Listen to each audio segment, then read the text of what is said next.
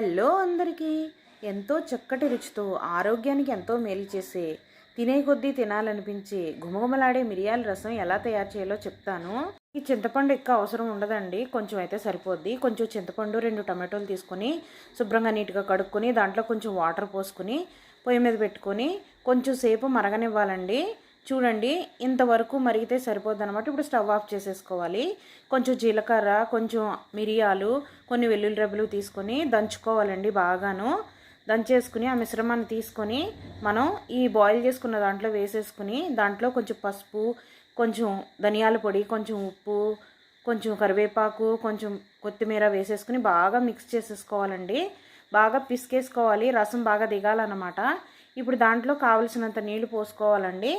పోసేసుకుని ఇప్పుడు పొయ్యి మీద కడాయి పెట్టుకోవాలన్నమాట. కడాయి పెట్టుకుని దాంట్లో కొంచెం ఆయిల్ వేసుకొని ముందుగా దాంట్లో కొంచెం ఇంగువ వేసుకోవాలండి. ఇంగువ వేసేసుకుని తర్వాత కొన్ని మెంతులు, కొంచెం జీలకర్ర, కొంచెం ఆవాలు, ఉల్లిపాయ ముక్కలు కూడా వేసుకుని అవి ఫ్రై అయ్యాక కొన్ని ఎండుమిరపకాయ ముక్కలు, కొంచెం కరివేపాకు కూడా వేయాలండి. వేసేసి బాగా ఫ్రై చేసుకోవాలి.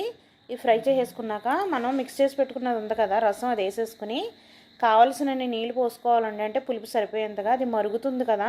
ఇప్పుడు స్టవ్ ఆఫ్ చేసేసుకోవాలండి. ఎక్కువ మరగనివ్వకూడదండి, మరగనిస్తే చేదొచ్చేస్తుంది. ఇప్పుడు కొంచెం సేపు ఉన్న తర్వాత తీసేసుకుని మనం సర్వ్ చేసేసుకుంటామేనమాట. ఇదేనండి గుమగుమలాడే మిరియాల రసం. నచ్చితే లైక్ చేయండి, షేర్ చేయండి, ప్లీజ్ సబ్స్క్రైబ్ చేయండి.